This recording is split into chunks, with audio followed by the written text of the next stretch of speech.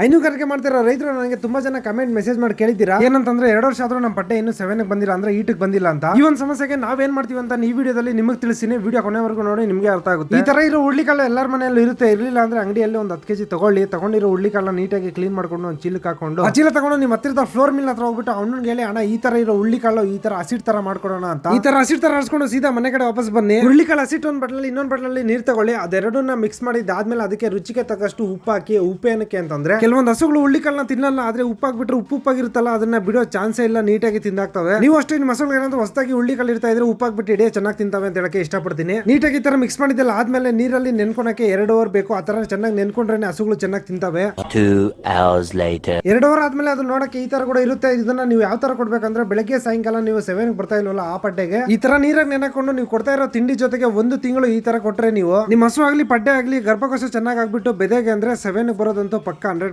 ನಾವು ನಮ್ಮ ತಾತವ್ರ ಕಾಲದಿಂದ ಹಸು ಸಾಗಾಣಿಕೆ ಮಾಡ್ತಾ ಇದ್ವಿ. ಅವತ್ತಿಂದ ಇವತ್ತವರೆಗೂ ನಮ್ಮ ಹಸು ಏನಾದ್ರು ಬೆದೆಗೆ ಬಂದಿಲ್ಲ ಅಂದ್ರೆ ನಾವು ಯೂಸ್ ಮಾಡೋದು ಈ ಹುಳ್ಳಿಕಾಳು. ಅವತ್ತಿಂದ ಇವತ್ತವರೆಗೂ ರಿಸಲ್ಟ್ ಇದೇ ತರನೇ ಇದೆ. ಅದನ್ನ ನೀವು ಬೇಕಾದ್ರೂ ಅಬ್ಸರ್ವ್ ಮಾಡ್ಬೋದು. ನಾನು ಈ ಪಟ್ಟೆನ 7 ಕೊಡ್ಸಕ್ಕೆ ಕೊಡ್ಕೊಂಡು ಹೋಗಿದ್ರೆ ಅವನ್ನ ಏನ್ ಹೇಳಿದ್ರು ಅಂದ್ರೆ ಗರ್ಭಕೋಶ ಚೆನ್ನಾಗೈತೆ, ಇದೇ 7ಗೆ ಕಟ್ತೈತೆ ಅಂತ ಕೂಡ ಹೇಳಿದ್ರು. ನಿಮ್ಮ ಹಸು ಅಥವಾ ಪಟ್ಟೆ ಏನಾದ್ರು ಈಟಿಗೆ ಬರ್ತಾ ಇಲ್ಲ ಅಂದ್ರೆ ಈ ತರ ಟ್ರೈ ಮಾಡಿ 100% ರಿಸಲ್ಟ್ ಇದೆ ಅಂತ ಹೇಳಕ್ಕೆ ಇಷ್ಟಪಡ್ತೀನಿ. ಮತ್ತೆ ಹಸು ಸಾಗಾಣಿಕೆಯಲ್ಲಿ ಯಾವ್ದ್ರ ಬಗ್ಗೆ ವಿಡಿಯೋ ಮಾಡ್ಬೇಕಂತ ಒಂದು ಕಮೆಂಟ್ ಮಾಡಿ. ಮತ್ತೆ ಈ ವಿಡಿಯೋನ ಹೈನುಗಾರಿಕೆ ಮಾಡ್ತಾ ಇರೋ ನಿಮ್ಮ ಫ್ರೆಂಡ್ಗೆ ಶೇರ್ ಮಾಡಿ. ಹಂಗೆ ನನ್ನ ಅಕೌಂಟ್ ಫಾಲೋ ಮಾಡ್ಕೊಂಡು ಇಟ್ಕೊಂಡಿರಿ. ಇದೇ ತರ ಹೈನುಗಾರಿಕೆ ಸಂಬಂಧಪಟ್ಟ ಸ್ವಂತ ಅನುಭವದ ವಿಡಿಯೋ ಮಾಡ್ತಾ ಇರ್ತೀನಿ. ನೀವು ಮಾಡೋ ಒಂದು ಫಾಲೋ ನನಗೆ ಈ ತರ ವಿಡಿಯೋ ಮಾಡೋಕ್ಕೆ ತುಂಬಾ ಮೋಟಿವೇಟ್ ಮಾಡುತ್ತೆ.